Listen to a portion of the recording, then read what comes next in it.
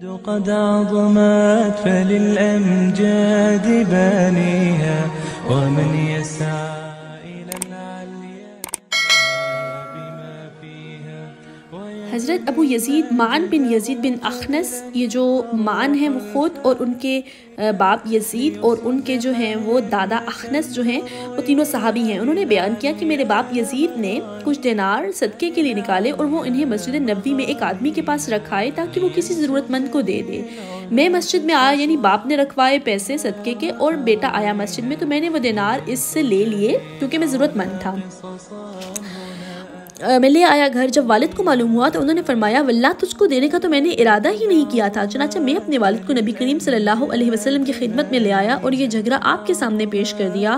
تو آپ صلی اللہ علیہ وسلم نے فرمایا اے یزید، تیرے لیے تیری نیت کا ثواب ہے، اور اے معن تو نے جو لیا ہے وہ تیرے لیے جائز ہے. یہ بخاری کی حدیث ہے، صحیح احادیث میں سے ہے. حدیث کی فوائد کیا ہے؟ اس سے معلوم ہوا کہ اگر صدقہ غیر ارادی طور پر محتاج بیٹے کے ہاتھ میں آ گیا تو اسے واپس لینے کی ضرورت نہیں ہے، کیونکہ باپ نے جو نیت کی تھی وہ اس کو اس کی نیت کے مطابق ثواب مل گیا. تاہم یہ بات بعض علماء کے نزدیک نفلی صدقے پر محمول ہوگی، کیونکہ صدقہ واجب یعنی زکوٰۃ کی رقم ان کو نہیں دی جا سکتی جن کا خرچ انسان کے ذمہ واجب ہے، یعنی بیٹے کو. نمبر 2، اس حدیث سے پتہ لگا کہ صدقے کے لیے کسی کو وکیل بنانا جائز ہے.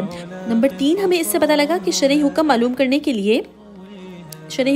کرنے کے لیے باپ کو حاکم مجاز یا عالم دین کے پاس لے جانا باپ کی نافرمانی نہیں ہے، جیسے شرعی مسائل میں باہم بحث وغیرہ اور گستاخی نہیں ہے.